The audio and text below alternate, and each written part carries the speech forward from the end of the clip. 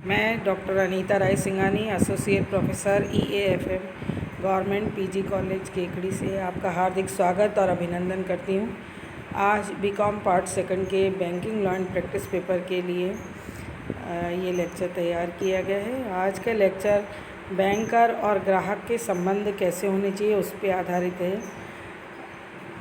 Banker और ग्राहक के संबंध जो है हम जानते हैं कि बैंकर और ग्राहक दोनों के संबंध जो है सामान्य संबंध भी होते हैं, विशेष संबंध भी होते हैं, ऋणदाता और ऋणी के संबंध भी होते हैं। तो कई तरह के संबंध होते हैं जिसे हम इस चैप्टर में अध्ययन करने वाले हैं। ग्राहक शब्दावली भी किसी भी एक्ट में परिभाषित की गई है और जब कोई बैंकर किसी ग्राहक को ओवरड्राफ्ट की अनुमति देती है तो उसके और बैंक के बीच में भी ग्राहक और बैंकर के संबंध स्थापित हो जाते हैं।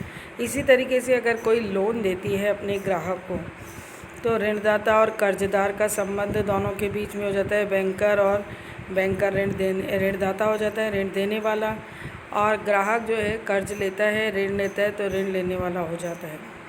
जब कोई ग्राहक बैंक में लोकल लेता है तो बैंक और ग्राहक के बीच का संबंध पट्टाकार और पट्टेदार का हो जाता है। तो इस तरीके से लॉकर की सुविधा लेने पर भी बैंकर और ग्राहक के बीच संबंध समाप्त हो जाते हैं। और सबसे बड़ी बात ये होती है कि खाता जो अगर बंद कर दिया जाता है तो बैंकर और ग्राहक के बीच में संबंध भी जो है समाप्त हो जाते हैं। जमा खातों में बैंक और ग्राहक के बीच मुख्य संबंध जो है ऋणदाता बैंक और ऋणी का होता है। ऋणी जो है ग्राहक होता है, बैंक से जब लोन लेने जाता है तो उनके बीच में जो संबंध डेवलप होता है वो ऋणदाता और ऋणी का संबंध हो जाता है। इसी तरीके से बैंक की सुरक्षा में कोई सामान रखा जाता है तो जमानतदार और अमानतदार के तरीके से जो है इनका एक संबंध को देखा जा सकता है। और इसी तरीके से बैंक चेक क्लियरिंग के लिए लेती है और उसके संबंध अगर सिर्फ खाता खोला जाता है तब भी जो है आपस में ये बैंकर और ग्राहक के रिलेशनशिप डेवलप हो जाती है। इसी तरीके से बैंक द्वारा ग्राहक की FDR अगर खो जाती है तो उसके लिए बैंक की जिम्मेदारी होती है कि वह उसको क्षतिपूर्वक बॉन्ड भी जो है अवेलेबल करवा सकता है। अब अगर हम देखें कि बैंक का जो ग्राहक है उसे हम कैसे अर्थ क्या समझें, उसका किस तरीके से समझा जाए, तो आम बोलचाल की भाषा में जो है बैंक का ग्राहक उसी को कहा जाता है जो या तो बैंक में खाता खोले यानी खाता धारक हो या बैंक में संबंधित अपने कार्य करे, तो वह भी जो है बैंक और ग्राहक के बीच के संबंधों को डेवलप करता है। ग्राहक कौन होता है, तो शब्द ग्राहक को जो है अपने अधिनियम के अंतर्गत नहीं समझाया गया है बल्कि आम बोलचाल की भाषा में ही खाता खोलने वाले को या बैंक से संबंध में अगर कोई भी तरह के कार्य वो बैंकर से करवाता है तो उनके बीच में जो है एक संबंध डेवलप हो जाता है। और ये संबंध सामान्य संबंध भी हो सकते हैं और विशेष संबंध भी हो सकते हैं, तो उसे जो है बैंकर के रूप में माना जाता है। अब आता है कि बैंकर और ग्राहक के मध्य में कानूनी लक्षण कौन कौन से हैं या क्या विशेषताएं कैरेक्टरिस्टिक्स होती हैं। तो सबसे पहले बैंकर और ग्राहक के बीच में वैध कानूनी सुविधाओं को निम्नलिखित रूप में देखा जा सकता है। इसके अलावा उनके कुछ कानूनी दायित्व भी होते हैं जो इनको निभाने पड़ते हैं और तभी जो है बैंकर और ग्राहक का संबंध जो है लंबे समय तक बिना बाधा के चलाया जा सकता है। ग्राहकों की तरफ से ड्राफ्ट और चेक प्राप्त करने की उनकी इच्छा अगर है तो ड्राफ्ट प्राप्त कर सकते हैं, बैंक से चेक बुक प्राप्त कर सकते हैं, अपने खाते को खोल करके चेक प्राप्त कर सकते हैं। तो बैंक की जिम्मेदारी है कि वह ग्राहक को चेक उपलब्ध करवाए। ग्राहक के साथ लेन देन के सभी समुचित रिकॉर्ड बनाए रखने की बाध्यता भी बैंक की होती है कि अगर ग्राहक किसी भी तरह का कोई भी ट्रांजैक्शन करता है या लेन देन करता है, चाहे वो ऑनलाइन हो या चाहे ऑफलाइन हो या वह खुद स्वयं बैंक में उपस्थित होकर के किसी भी तरह बैंक से खाते से पैसा निकालता है या जमा कराता है या ड्राफ्ट बनाता, किसी भी तरह की एक्टिविटी करता है, तो उसका सारा रिकॉर्ड जो है बैंक के द्वारा रखा जाता है ताकि किसी भी तरह का कोई डिस्प्यूट होने पर उस रिकॉर्ड को जो है न्यायालय में प्रस्तुत किया जा सके। इसी तरीके से ग्राहकों से किसी और ग्राहक के खाते के बारे में जानकारी नहीं ली जा सकती है। बैंक जो है व्यक्तिगत गोपनीयता रखता है एक ग्राहक के खाते की सूचना दूसरे ग्राहक को नहीं देता है, पर अगर कानून के द्वारा पूछा जाता है तब उसकी बाध्यता, कानूनी बाध्यता होती है कि उसे उस ग्राहक की स्थिति को स्पष्ट करना होता है। तो इस तरह की गतिविधियाँ भी बैंक के द्वारा ग्राहकों के लिए की जाती हैं। इसी के साथ साथ जो है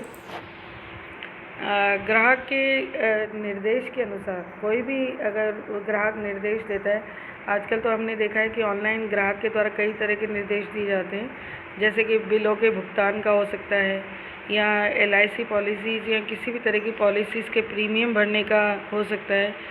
तो कई सारे आदेश जो है ग्राहक बैंक को देता है और बैंक उन्हें पूरा करता है और बदले में बैंक के द्वारा कुछ शुल्क इसमें वसूल किया जाता है। बैंकर खाते को बंद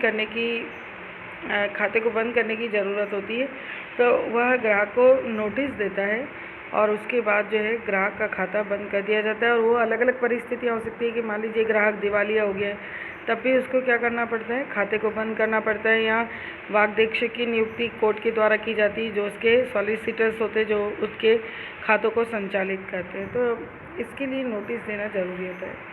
इसी तरीके से बैंक खाता खोलते समय ग्राहक से संबंधित या बैंक से संबंधित सभी प्रकार की जानकारियाँ ग्राहक को उपलब्ध कराता है और उससे संबंधित सभी कागजात उसके पते पर भेजता रहता है। जैसे कोई भी अगर चेंजेस होते हैं तो वो सारी चेंजेस या जो भी इनके नियम वगैरह हैं तो वो बैंक के द्वारा ग्राहक के पते पर भेज दिए जाते हैं।